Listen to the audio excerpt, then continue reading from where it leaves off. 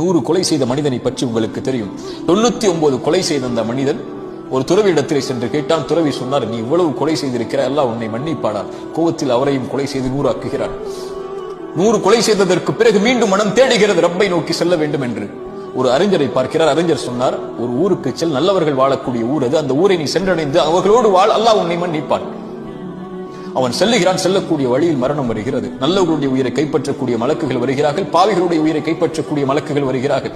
இருவரும் போட்டி நடக்கிறது, இந்த உயிர் யாருக்குரியது என்று.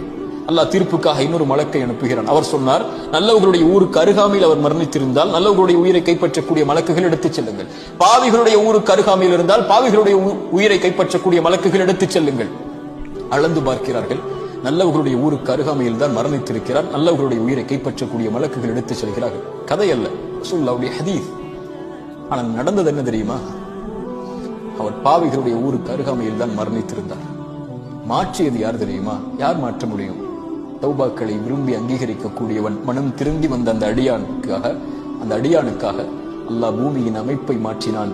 பூமிக்கு அல்லாஹ் கட்டளையிட்டான், நல்லவர்களுடைய ஊருக்கு அருகாமையில் நீ சென்று விடு, பாவிகளுடைய ஊருக்கு நீ தொலைவில் சென்று விடு என்று.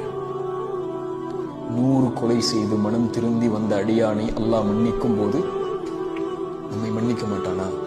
ஆனால் மனம் திருந்தி அல்லாஹ்வுடைய பார்வையில் அந்த பாவத்தை செய்து விட்டேன் என்று மனம் திருந்தி அந்த ரப்பை நோக்கி வரும்போது, நல்ல செயலை அதற்கு பிறகு தொடர்ச்சியாக செய்ய ஆரம்பிக்கும் போது, அல்லாஹ்விடத்திலே மனம் திருந்தி பாவ மன்னிப்பை கேட்டு மீண்டு வரும்போது, அல்லாஹ் எல்லையற்ற மகிழ்ச்சியோடு அல்லாஹ் நம்மை அரவணைத்துக் கொள்கிறான், அங்கீகரித்துக் கொள்கிறான். இன்னல்லாஹ யுஹிப்புத் தவ்வாபீன். இந்த தௌபாவின் மூலமாக அல்லாஹ்வை நோக்கி மீள்பவர்களை அல்லாஹ் நேசிக்கிறான். அல்லாஹ் நம்முடைய தௌபாக்களை அங்கீகரிக்கட்டும். அஸ்ஸலாமு அலைக்கும் வரஹ்மத்துல்லாஹி வபரகாத்துஹு.